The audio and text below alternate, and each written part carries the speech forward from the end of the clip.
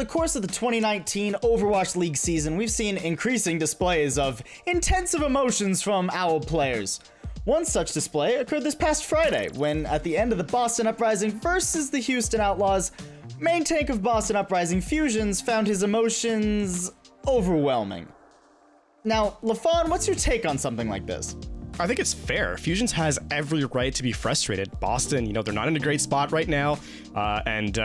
Houston, they look revitalized, sure, but losing 0-4 in a very convincing fashion to a team that went winless last stage, man, it's really not a great sign. Well, especially when you look at their upcoming matches for the rest of the stage, right? Next, they play San Francisco Shock, who were the Stage 2 champions, and then they have to play the Paris Eternal and the Philadelphia Fusion again after already losing to both of them this stage. On paper, they could go 0-7 and have a winless stage. And, speaking of winless stages, ironically, Boston coach Gunba had a comment on a podcast recently about the Outlaws' 0-7 run themselves, stating, quote, "Their roster is honestly disgusting," end quote. And he added that, if the coaching staff had kept a single starting roster rather than flexing players around, they may have had a half a good player. Watching Boston as of late, they could probably learn something about not swapping roles around. Kind of funny too, considering that Houston is the team on the other end of this, when last stage, Jake on the Houston Outlaws had a similar reaction to the Outlaws losing handily to the New York Excelsior. It just goes to show too how much more frequent these kind of displays are, and I don't believe any player slammed their desk last year, and we've already had two intensive emotional displays in the angry fashion, as well as some others this year. Right, nothing comes to my mind from last season either, and which is even more strange considering the Shanghai Dragons, right? An 0-40 team really struggled to show, any kind of game whatsoever. So yeah, it is definitely a much more frequent occurrence this season.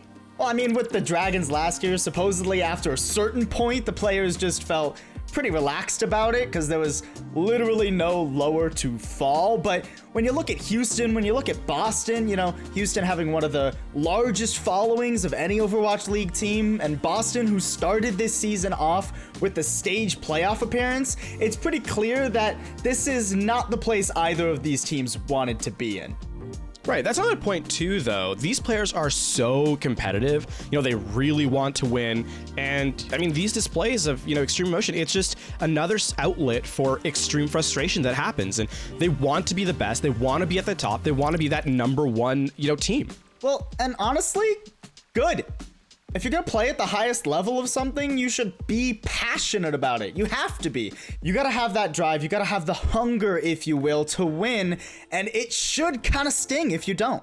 Agreed. Especially because as competitors, they pour so much of themselves, their time, their soul into their work. It'd be really, really odd if they, brushed it off super easily. That said, it's also not healthy for it to be happening all the time, right? But, without that frustration, you also wouldn't have that elation, that excitement. And it's equally, that's equally gratifying to me to witness because, watching Shanghai Dragons get their first win, Super and Sinatra jumping up and hugging each other, after their stage win, it's so great.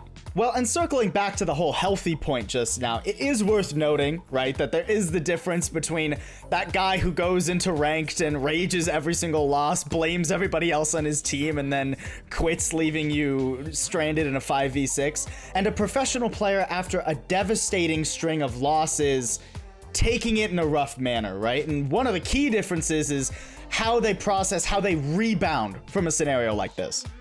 Right. And I have to say, both Fusions and, Jake, of course, as we mentioned, they haven't gotten caught in that trap. And, obviously, winning helps a ton. But even with the losses, you got to take that growth where you can find it. And at least it seems that Fusion did just that against their recent loss against Philly. Well, and taking Jake as an example, right? A relatively positive mindset, a mindset of improvement, if nothing else, helps Jake and the rest of the Houston Outlaws get a historic upset over the Shock just last week. So Fusions, Boston, I'm sure that if they can keep that mental rebound momentum going, they can bounce back to where they were stage one.